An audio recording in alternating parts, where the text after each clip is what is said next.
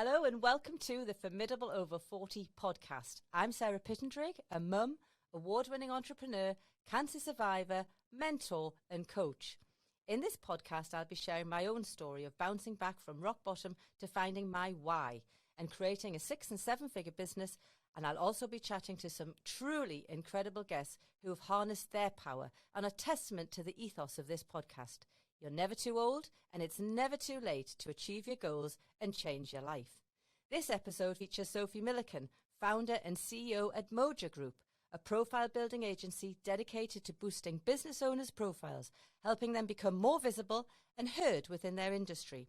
Sophie holds many roles and has already achieved so much in her career to date. She's a multi-award-winning entrepreneur, a speaker, author of 2 books, an investor, non-executive director and chair of SmartWorks Newcastle, a charity which helps unemployed women back into work with interview, coaching and clothing. In this episode, Sophie shares more about the grit and determination that have underpinned her journey. You'll learn how she is passionate about supporting women in business and how now she has entered her 40s, Sophie's journey is far from over. I hope you enjoy listening. Please subscribe, rate and share this podcast with anyone you think will enjoy it. Formidable Over 40, you're never too old and it's never too late. So, without further ado, Sophie, tell me about yourself. Gosh, well, listening to your introduction, I was thinking, what more could I add to that? I think you've kind of got everything covered there. I find it hard to introduce myself these days because I've got quite a lot of interests in different things. So it kind of depends what who I'm speaking to, where I am, etc. But I think that overview is a great summary. You know, I've got lots of interests in different things. Obviously, I'm now running Moja, which is the new business. We've only been going for a few months, so back in startup mode, but with lots of knowledge from the previous business, which is fab. My charity work I absolutely love, so I could talk about SmartWorks Newcastle all day long. I absolutely love it, get lots of energy from that role, love working with the team, with the board and seeing the difference that we're making to the women that come and use the service. Got a couple of non-executive roles which give me lots of fire in my belly as well, because you can make a difference in those roles. And then those other bits, around writing the books, etc. There's always lots going on, and to add to that, I'm starting my PhD in October. I was having a coffee with someone yesterday who was just laughing at me when I was telling him about that, but I'm very much a believer in, if you want to take on all of these extra responsibilities, you find a way to do that. And I know I'm sure we'll cover work-life balance a bit later on, but I like being busy. I like doing things that mean something to me and mean something to other people as well, and that's what keeps me going. Wow, a formidable over 40 woman packing a punch.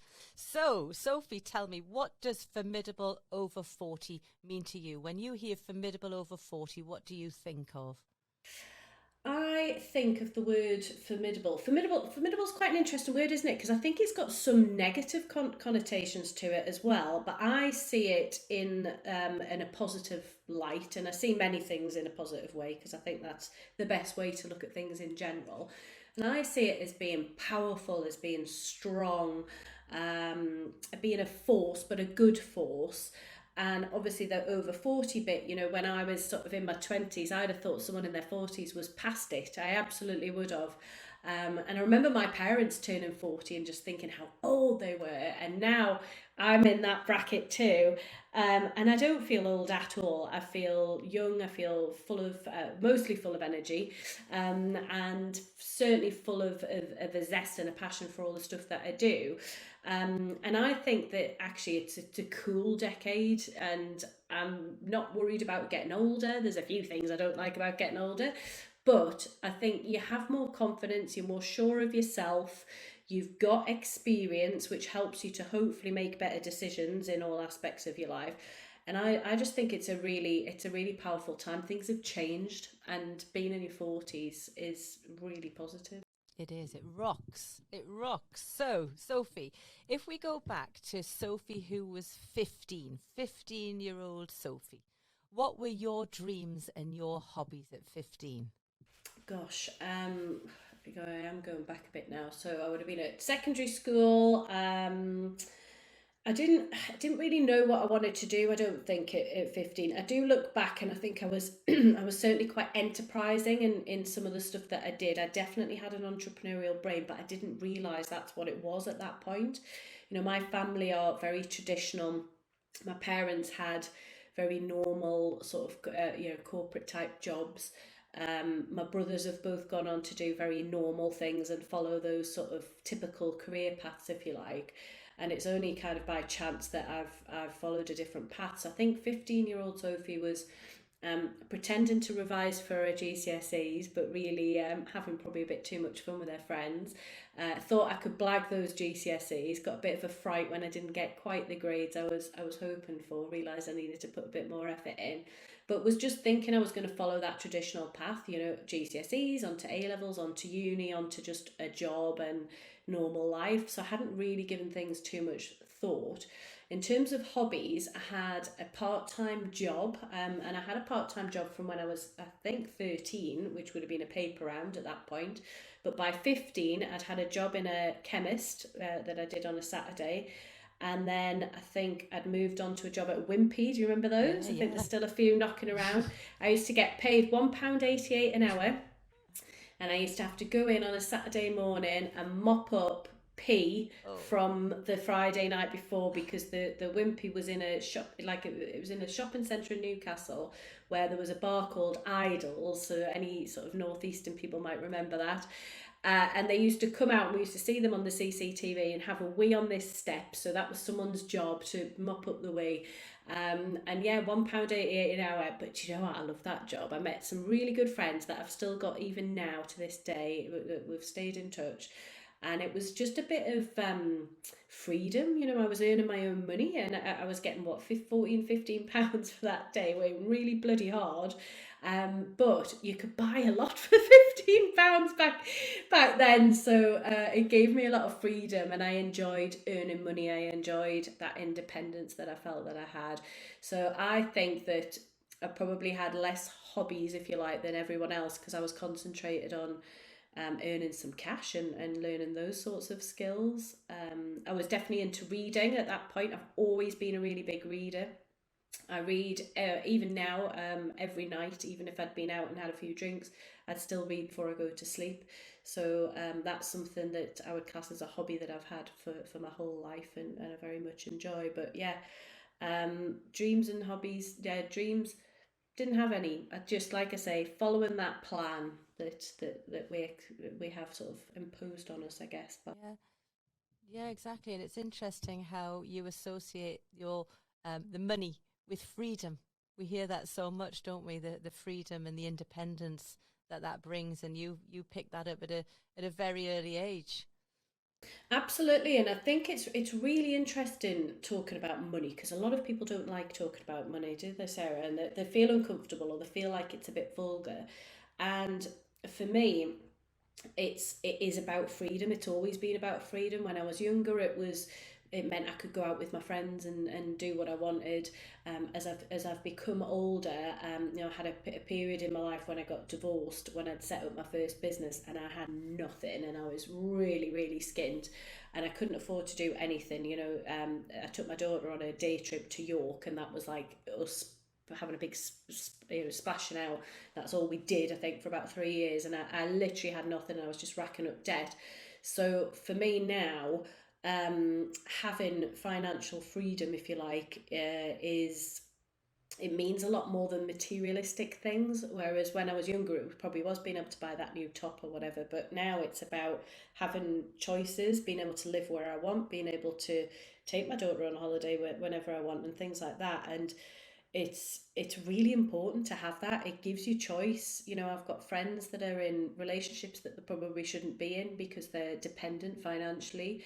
I wouldn't ever want to get into that position. So for me, it's absolutely about freedom. It's about choice, and that's really important.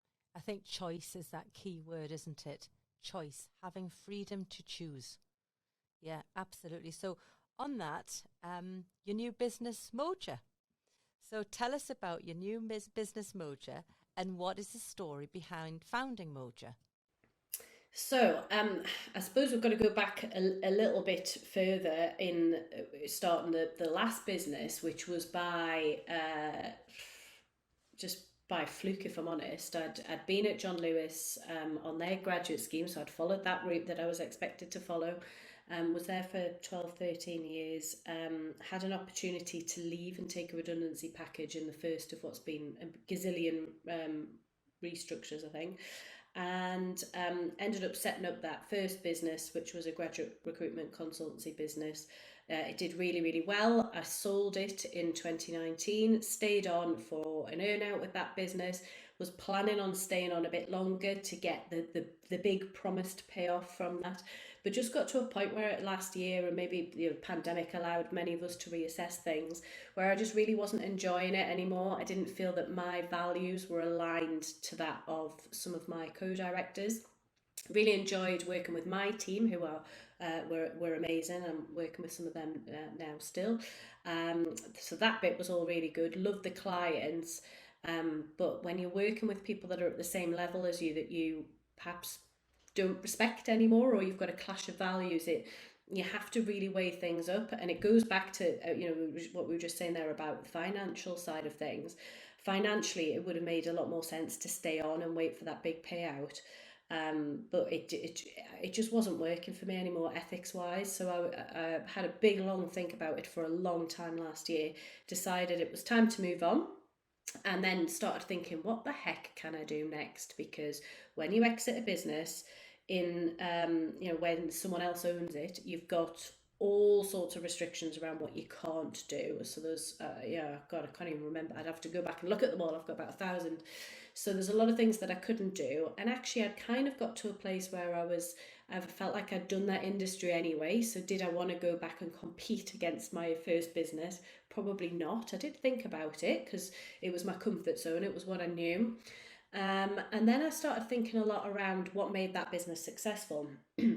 What made that business successful was when I started stepping out of my comfort zone and working on my own profile. And I didn't do it consciously. I think I started doing a few things consciously. I started posting more on social media about what we were up to, inviting people to come and chat or observe the events we were in. But it was when I started being more intentional about that, when I wrote that first book, and I started getting this snowball effect. I wrote the first book, I got offered the chance to do 2 TEDx talks. I got offered a column in a careers magazine. I got offered to go on TV, on radio, etc. And it just had a bit of a snowball effect. What that then meant is when I became more well known within that industry, when I was then going and having sales meetings with prospects and and current clients to renew things, it was easy. It was more like a conversation where they felt like they knew me already because they'd seen me on something or other. It was a warm conversation. It was really easy to do the business. So sales went, like really, really well. So that had that really positive impact on sales, but also it was fun. It was really cool to get asked to go and do really random stuff sometimes. So I really, really enjoyed that. And I started thinking more about, there's a business in that. There's a business in that. I did a little bit of research. Is there anything else out there? Couldn't really find anything similar. Since we've got going, I've found things that are, well, say that they do the same thing, but don't. They do it on quite a surface level. So there's people that will, help you with your social media that might write amazing LinkedIn or Instagram posts and try and kind of cultivate some sort of thought leadership through that. But really, that's, for me, social media is the channels by which you amplify all the other stuff. If you're not doing the great content, whether it be podcasts, a book, speaking at events, winning awards, if you're not doing that meaty content, it's just smoke and mirrors, really. So I feel like the bits that we're offering are the whole thing and provide the substance to it. So I started thinking, what could that look like? And then, got to a point where we're ready to launch. We launched in March. We're working with individuals to work on their personal brands. We're also doing some work with some corporates as well to do it at scale, whether it be a bit of a workshop approach where we teach them how to do things and they do it, or whether we do it for them. So that's been quite an interesting side of things. And it's been really good fun. We're starting to see some results. It's like I said before, it's weird being back in startup mode and going for it again, but there's just loads to go at. I think it's a hot a hot industry, a hot topic at the moment.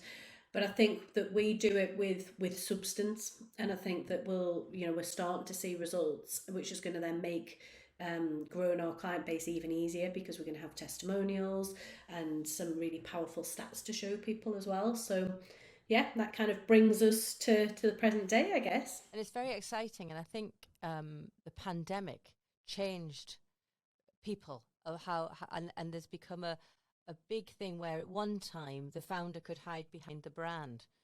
But I actually think now that people are looking for more meaningful relationships, and it's very much a know, like, and trust environment, I think, now. So that's where, and maybe through self-limiting beliefs and lack of confidence, that people have felt they wanted to hide behind their brand. But now, I think, as what you say, it's people are wanting to meet the founder, aren't they? They're wanting to meet the people behind the brand. And how do you get someone who's lacking in confidence, yeah, to step out of that comfort zone and put their face in front of the brand, so that people can get to know, like, and trust them? The reality is that people are more interesting than businesses.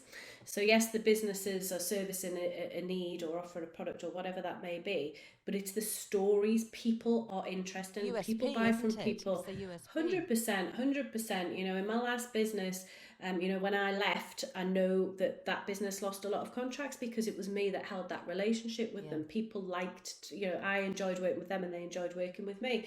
And we can't underestimate that. And I think if founders are feeling nervous about putting themselves out there, it's how do we tap into their knowledge and maybe get their message and their stories out in a way that does make them feel confident, because they must have a certain level of confidence to have got their business to the point that it's at, because that's not by luck, it's not by not working hard or not being competent, it's by being an expert in whatever it is that they do. So they've got something there. It's just what method do they want to use to shout about that and to share it. And it is about storytelling. It's about, why did they set that business up? What is it that they've got to offer?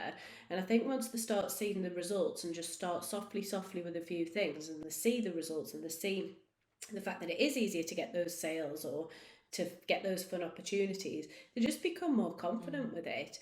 Sometimes, I was the same. I felt a bit cringy about putting a post out, and I still do sometimes. I still sort of, pause before I press send on something or post on something. But you've just got to do it. People are worried about cancel culture. They're worried about what people think of them. The reality is, if people think that they're a bit daft or it doesn't resonate with them, they'll just scroll on by. I think to get to the point where someone's being really like nasty or vindictive, that's kind of almost celebrity status, isn't it? And that's not really what we're aiming for with this. So I would think that within most business communities, you're unlikely to get that level of hate that might be a concern. And the benefits of increased sales and your profile generating fun opportunities, that is by far and away a much better outcome and outweighs any possible negatives in any case. Exactly. And it's about being relatable, isn't it? So we've sort of touched on this already, but your story, your business, helps people step into the spotlight, build their personal brand and share the stories. Why is this so important to you? I think it's important because I've been there and I've done that, and I can see the benefit. I know that there are amazing, incredible businesses out there that just need a bit of oomph just to move them along to the next level. So I think it's really important to be able to share that and to be able to help people to see that and to do that. And I think particularly with founders, they're busy growing their businesses, as they should be. That's their job, is to grow their businesses or do the things that they find interesting, that they want to focus on. So we can do the heavy lifting around that profile side of things. As long as they get the value in doing it, we can do the delivery side of things. And I know that it helps them. So it's fun. It's fun to be part of people's journeys. It's fun to be able to be really direct with people about what we think might work and how we can help them. We're very straight talking. We don't try and sell people things that we don't think they need. I've had a few conversations with people where actually either don't think they need our service, or they need perhaps something different to what they think that they're asking for. And I've always operated in that way. I would never sell someone something just to get the cash in, because it's not going to be a long-term relationship if you do that. And I struggle with that from an ethics perspective. So I've always got to feel like we're giving people lots of value and we're doing things that are going to help them, and being able to see them sort of on their way and progress is really good fun. I love it. And fun is a key word, isn't it? It's a key word. So what's next for Moja? Well, it's still early days for us. We're getting a good name out there. I had a pitch with a huge company last week, which I've pitched them an experiment. So we're going to do a bit of a trial with them on the corporate side. And the guy I was talking to was saying, I've seen you everywhere at the moment, you're everywhere. And he wasn't saying it in a negative way, which is where instantly our heads go, oh my God, am I overkill or whatever. He was like, no, it's good. Like, you're very visible. And that's what we're promoting as an office. So we should be practicing what we preach. And I think, for where we're at, given that we only had our launch party back in March and we're only in July now, we're in a great place. We've got a number of retained clients. We've got a number of clients on sort of various projects, and we've got a couple of corporate clients as well. So location isn't a barrier. So I would like to grow things. We want to do a physical launch in Manchester and one in London as well. So we've got those penciled in. And we just want to amplify everything that we're doing and get out there more. I've got a few plans in my head around how we can do that, and I know the next hires and what they need to be and how they're going to then add value to our client base.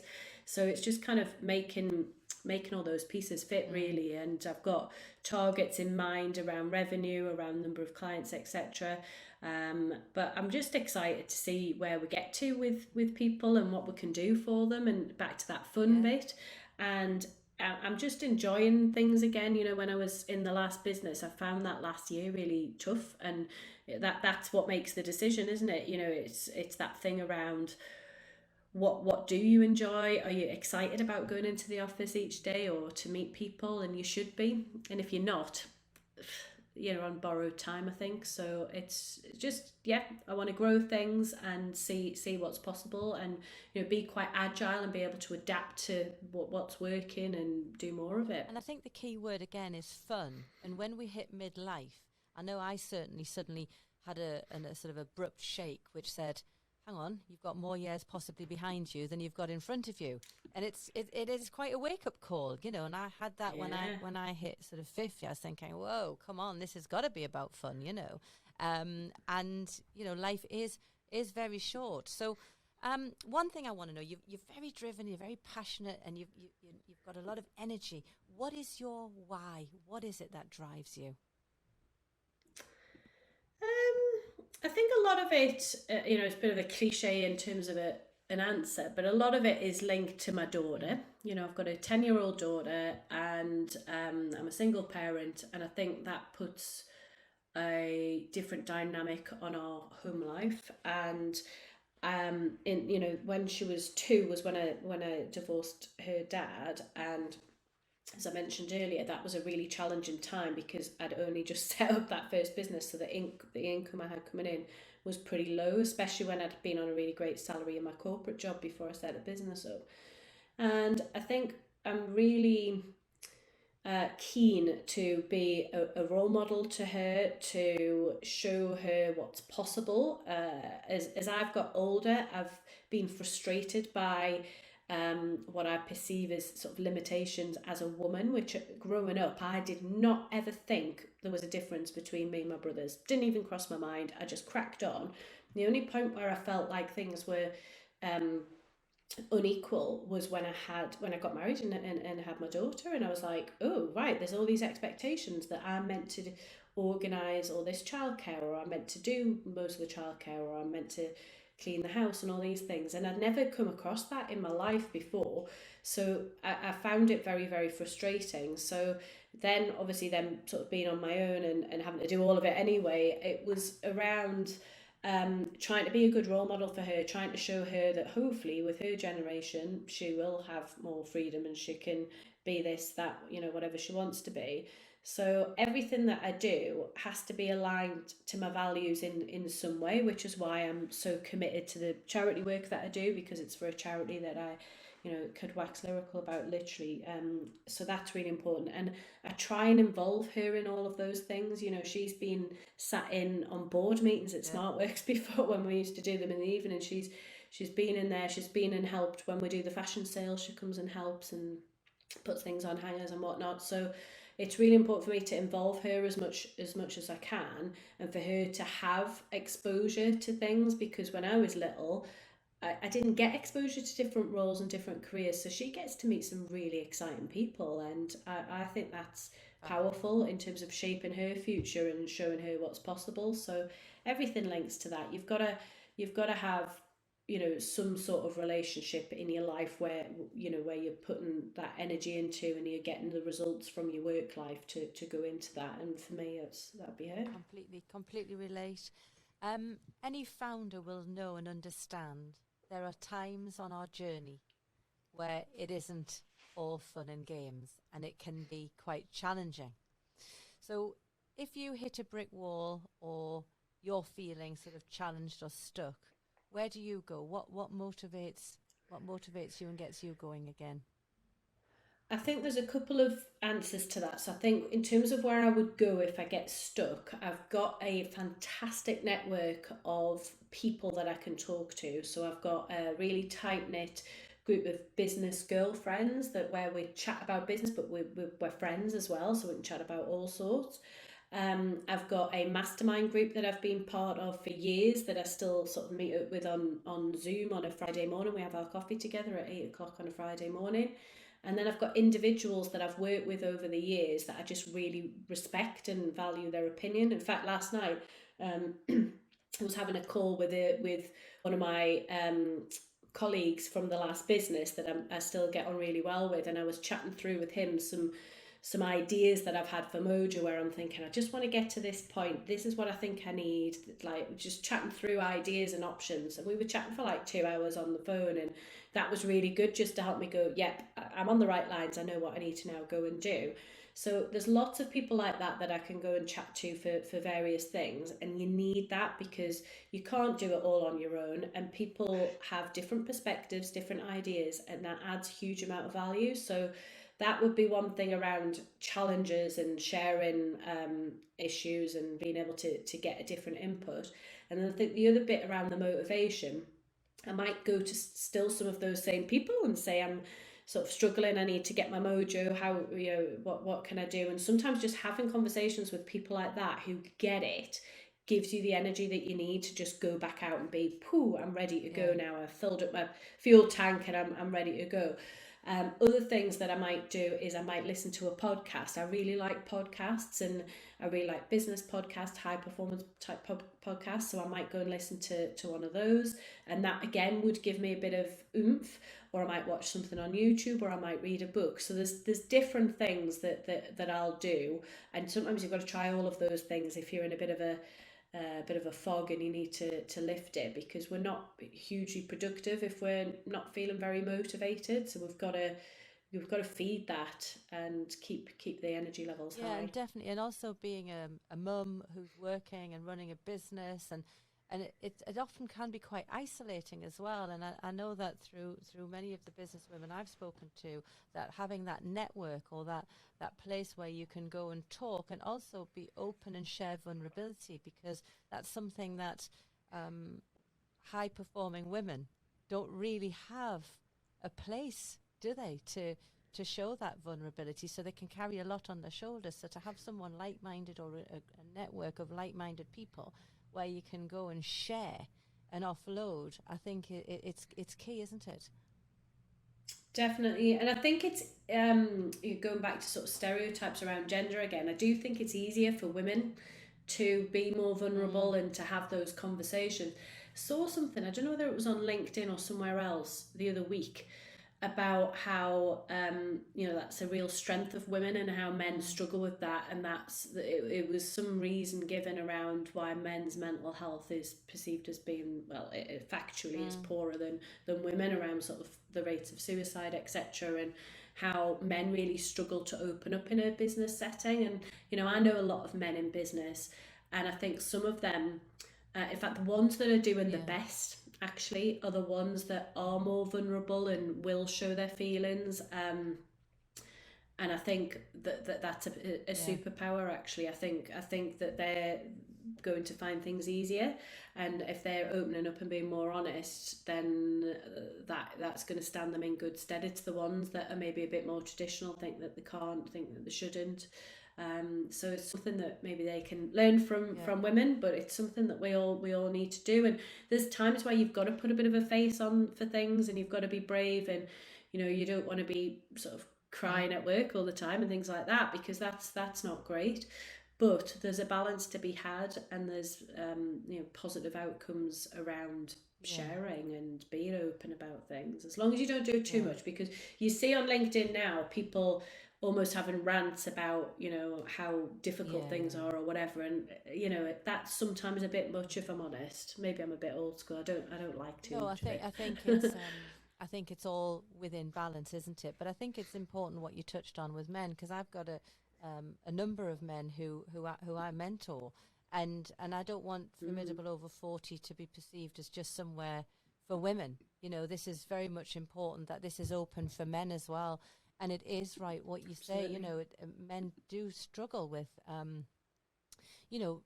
speaking out, and I think it's it goes back to the olden days, doesn't it, where you've got to have that stiff upper lip, and yet, as you say, you can understand why the successful people are the people who can share that their vulnerabilities, as you say, within reason, because they can offload and create space for positivity and progress, can't they? Absolutely. And I think as well, it's that bit, when we were talking earlier around people's personal brand, and getting to know people and their stories. And it's the human element. I never, ever used to talk about my personal life at all in a work environment. And it was only when I was doing that TEDx talk where I got asked to talk about where my grit comes from. That was what they said to me. Tell us where your grit comes from. And I shared quite a lot of personal stuff around the divorce and being a single parent and stuff in that. And before, I'd hidden that because I didn't want people to judge me or label me as being a single parent, and all those negative connotations you often get with that. And I hid it, whereas now I just talk about it as if it's normal, because actually it is normal, and it's my situation, and it is what it is.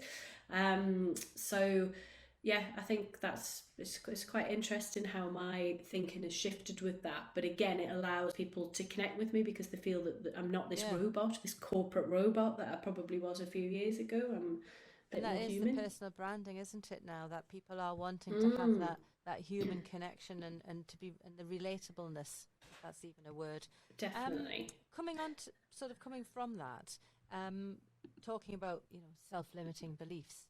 Have you ever suffered from self-limiting beliefs? And if you have, how have you overcome them?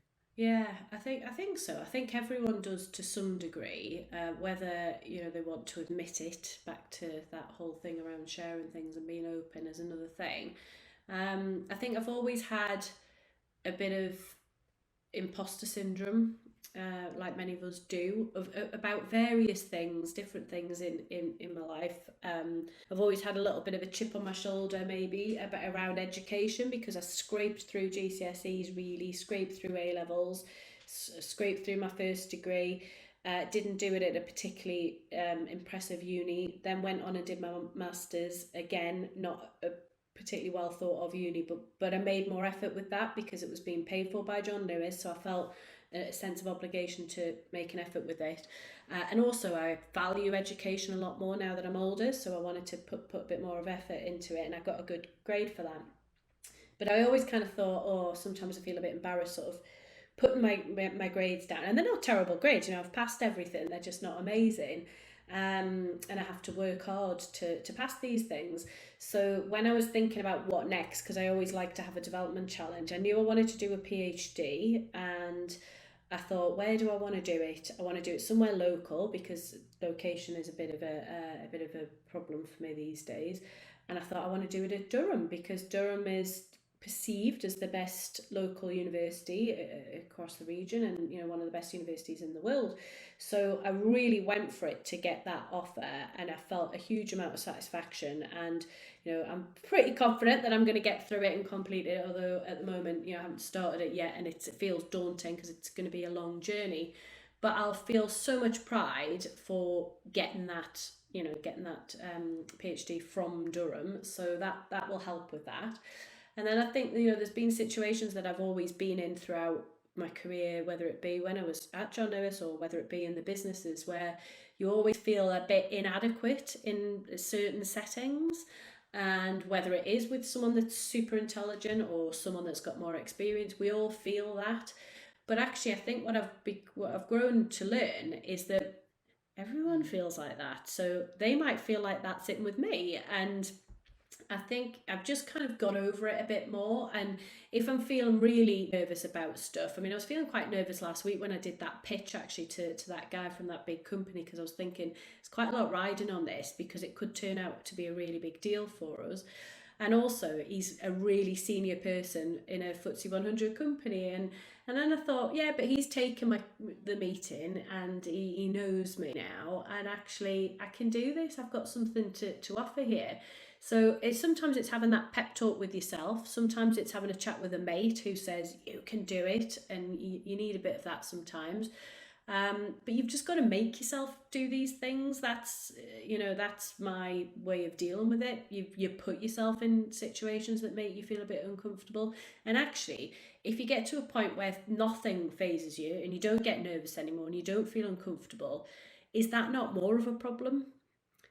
Because does that mean that you you've become complacent, or you don't care anymore? And I would argue that's probably more of a problem. So you always need to feel a bit of that, so that you do your best, that you prepare, that you put your best face on when you're presenting to people or whatever. And I think that's important. Pushing in yourself business. out of your comfort zone towards growth. Yeah, isn't it? absolutely. So there could be many people listening to this who are suffering from self-limiting beliefs. They can recognize their imposter syndrome and it's holding them back. What would you offer in terms of advice to help them break through that? It's a question that I get asked about a lot in terms of imposter syndrome, and I've got a whole chapter on it in my second book. And I interviewed a number of women and asked them, the similar question around what do you do about imposter syndrome, etc. And I think it is just powering through things, being as prepared as you can be for whatever situations are coming up, and confiding in someone to get that support if you need it. But you've just got to do it. You've just got to power through, haven't you? Feel the fear and do it anyway. I always say put your purpose ahead of your fear. So if you can think of the purpose, and if you allow fear to hold you back, you're never going to realise that purpose. And what we're saying is you're never too old. It's never too late to push forward, is it? And Absolutely. And when you've been nervous about something and you're feeling nervous about it, if you look back on any of those occasions, has it ever really truly been as bad as you thought it was going to be? Or is it actually the lead up to it that's the worst bit? Because I would argue you're actually wasting your energy, because it's that lead up to it. When I did my TEDx talk, oh my God, I was so nervous, like unbelievably nervous, to the point where I could have been sick before I went on the stage. And even when I was on there, I was still nervous, but it was less than when I was waiting in the wings to come on the stage. And then when I finished it, that sense of like relief, elation, pride, excitement. And I was buzzing for about 2 days after it, because it was such an adrenaline rush. So the reality of it, was it as scary as I thought? Absolutely not. But I kind of needed that to make sure that I was prepared enough to go and do a decent job and not humiliate myself. But this is the thing, a pitch you might be really nervous about because it means a lot to you. You really want it. But again, it's the run up to it. Even the pitch itself, even if you slip up and make the odd mistake, they probably don't notice it, would they? They probably don't notice. And I think it's how you react to things and just keeping you cool. And It's the worry and the lead up to things. So it's maybe looking at ways that you can keep you cool. How do you deal with that kind of pressure and stress, to put yourself in the best place so that when you're in that moment that you've been worried about, that you're putting your best Definitely. self And the forward. other thing is as well, I think people sort of get themselves so focused on having to be perfect. Well, done's better than perfect. And if you're hanging on for perfect, well, is the question, does perfect even exist? And we've all got different perceptions of what perfect is in any case. So if you're out presenting, your business, your standards are going to be way up here, but actually your potential clients are probably a lot lower, and you're the expert in whatever it is that you're talking to them about. So yeah, I mean, I would say I used to definitely be a perfectionist, and I've still got super high standards, but I've learned to appreciate that actually just getting stuff done and getting stuff out there is probably more important than making it that tiny little And bit also, better. getting it out there is where you learn, because you're going to get feedback, Yeah, and that feedback's going to help you and support you with any changes that you may want to make. Whereas if you just keep battling on your own, waiting for that perfect, well, it's not going to get out there. You're just stuck. yeah, On that note, so definitely. we've kind of touched already on about you being an entrepreneur and coming from employment to being an entrepreneur. There could again be a lot of listeners here who've got a great idea,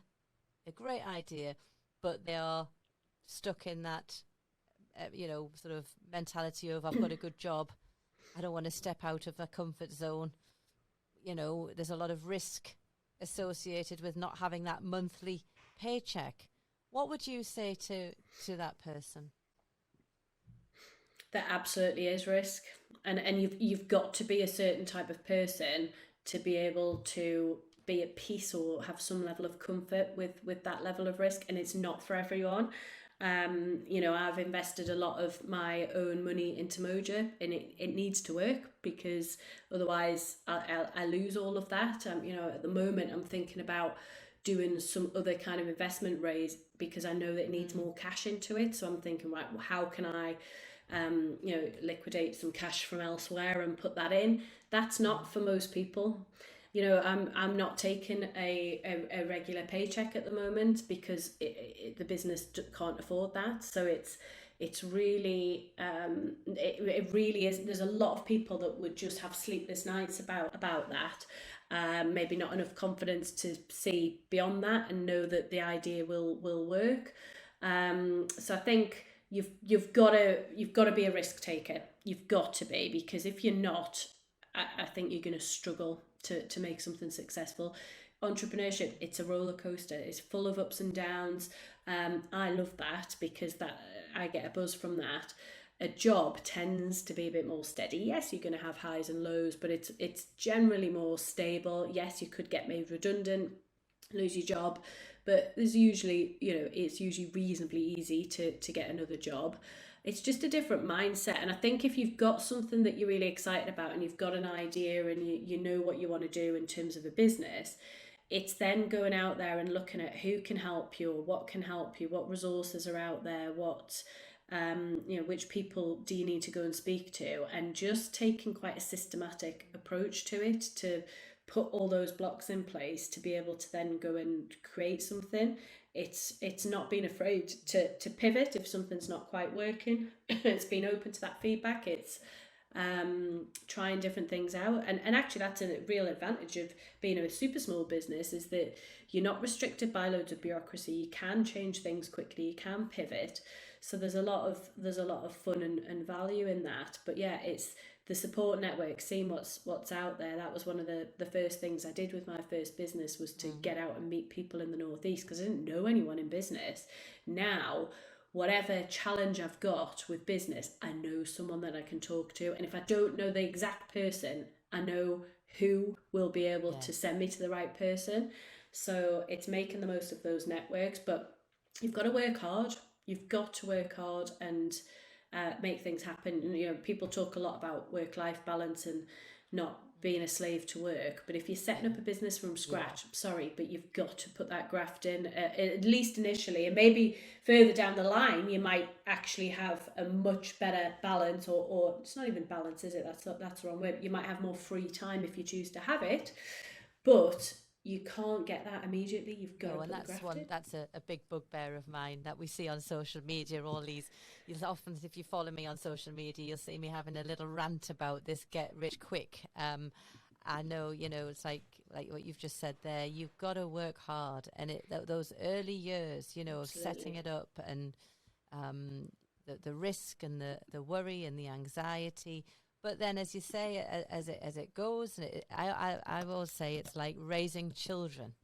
It's like raising children. You have your baby, you have your sleepless nights, don't you? And then you get your toddlers, your twos, your tantrums, and then, by the time you get through to the 7s and the 8s, and then it goes good, and then you want to scale, and they get bigger and older, and you have the teenage tantrums, and you've got, it's very like that. And if you can handle that, then I think you can handle entrepreneurship, because it's pretty similar, isn't it? I would totally pretty agree. Similar. Definitely. So outside of business, you do a lot. We touched on SmartWorks. You do a lot of work to support and encourage women in business. So why is this your passion? I don't know, because I don't think it was ever intentional, to be honest. And sometimes I worry that I might be coming across as a bit anti-men, because all the stuff that I have got interests in is all women based, but it's not the case. So, we've got lots of male clients, I've got lots of male friends, I've got lots of male contacts in business. But I think it's a couple of things. I think it was, one, becoming a single parent to a daughter, so that kind of puts my focus a bit more on women and about the inequalities that we go through. So there's an element of that. And I think also when I moved back to the Northeast and set up that first business, I didn't know anybody in business at all in the region. And I was going to networking events, and they felt, and I hope they've moved on a bit, I think they have a bit, but they felt very traditional, they felt very old white men based, very, lots of stuff based around golf and things like that. And it wasn't for me. And it was only when I went to a women's specific networking event, it wasn't even the first women's specific one I went to, I think it was maybe the second or third, where I thought, ooh, this feels really different. There's a different vibe here. It's a different feeling that I get from being in this room. And it was just a really supportive group with a lot of people that I've, come to know business-wise, but also as friends as well. And it's what's now evolved to City Ladies, which is the women's networking group that I run with a couple of friends. And I think, there's just something around wanting to support other women. And when I was doing, so my PhD is in female entrepreneurship, so there's definitely a theme. And I want to decode the female entrepreneur and look at what makes them successful. And when I was doing the research for the research proposal, I found a lot of really interesting information about women not getting the support in the same way that men do in terms of investment funding. So it's like, and it's an obscene stat around women only getting 1p in the pound. So it's a very real problem, particularly in this country.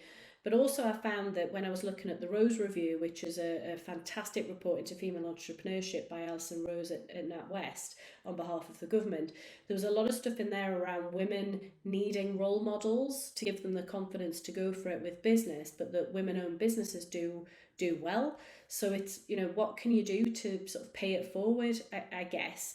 And, you can't help everybody, and you can't meet people for coffee all the time to give them advice for their business. So then in that case, it's about being a bit more selective about who I do give that time to. And, both of the non-exec roles that I've got have a female purpose to them, or a female focus. And it just feels good, because I suppose I feel like I'm helping maybe the next generation of women coming through. And again, relates back, I've got a daughter, so there's another link there. But yeah, I've kind of fallen into it, but it feels good. So in terms of you touched on a bit of, I mean, I don't know, as an entrepreneur, do we ever have a real work-life balance? Because I kind of think that I love what I do, so I don't ever want to really be off. I mean, that might sound a bit crazy, but I don't have a day off, ever. There's always a day I'm working on my business, but I love that. I mean, what about you? Do you Do you relate to that? Do you have days off? What do you have in terms of a work-life Oh, balance? I 100% relate to that. It's very, very rare, even if I'm on holiday, if I'm honest, that I would have a day where I'm not at very least thinking about business. It's like having another child, isn't it? It's like another child. Your mind's always wandering to it. Even if I'm, lying on a sun lounger on a nice beach somewhere, I'm still thinking about it. And actually, that's where you get some of your best ideas. And again, it goes back to the previous discussion around entrepreneurship not being for everyone. Some people really want very clearly defined boundaries around work and life. And I think as an entrepreneur who loves what they do, there are no boundaries. It's fluid, it runs into each other, but it doesn't feel like work. And that's why we have so much energy to do what we do, because we're not resentful of that time. It feels, it feels pleasant. It's something that you enjoy, so it's not a hardship. And I think that's the key to all of it. If I was to add up the hours that I do, it would be excessive compared to what the average would be for the country. I don't count them though, because I don't care. Like I say, I look for opportunities where I can involve Jess in coming to things. So I've got an event next week that the one of the lady that is running the business that I've just become an on-exec for. She's got her first speaking slot. She doesn't do much speaking. She's got her first speaking slot at this event next week, and it's early evening, and there's cake. So I was like, brilliant. I'll bring Jess to that because she'll love it for the cake. And she'll get to meet. She'll be in a really great room full of lots of exciting people, and that's our evening. But what would we be doing if we're at home? Probably watching some rubbish on TV or playing a game or something. So she'll enjoy that. I know she'll enjoy that. So it's kind of looking for opportunities to merge the two. I do try and take time out to do things that I know will recharge me. I used to go and have a spa day every month. I would have one spa day, which was again quite excessive to be fair, because who goes for a spa day every month? But I loved I that. love it. Yeah, well, great. Well, I think it's good. I think it's good because you do have to relax to a point, but you also get that creative time as well. So I need to get back into that because I got out of the habit of that during the pandemic. So I'd like to do that again. I do book lots of holidays for me and Jess. So, I do put some things in place to try and force myself to have a bit of a break. But when you love what you do, your mind's always going. It's always going. You can't switch it off. And in terms of boundaries, and saying no to opportunities that you now know aren't right for you. Sometimes in the early days, fear makes you sort of say yes, yes, yes to everything. It can do. And I know in my early days of entrepreneurship, I was always thinking, well, I better to say yes in case I don't get another opportunity. But I think as time goes on and we learn from our mistakes, do you find it easy to say no to opportunities that you know aren't right for you, and that to protect your balance? And Yeah. It's funny actually because someone asked me that question. I was doing an after dinner talk at a conference a couple of weeks ago, and someone asked me that exact question. And then a guy that had watched my TEDx talk jumped in and said, "I've seen your TEDx talk, and you talk about saying yes to every opportunity," which I did.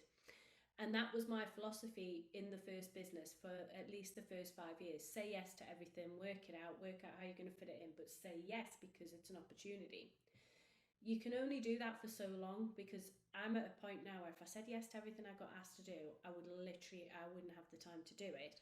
And I really struggle to say no to things, particularly when it's something that in theory I would quite like to do.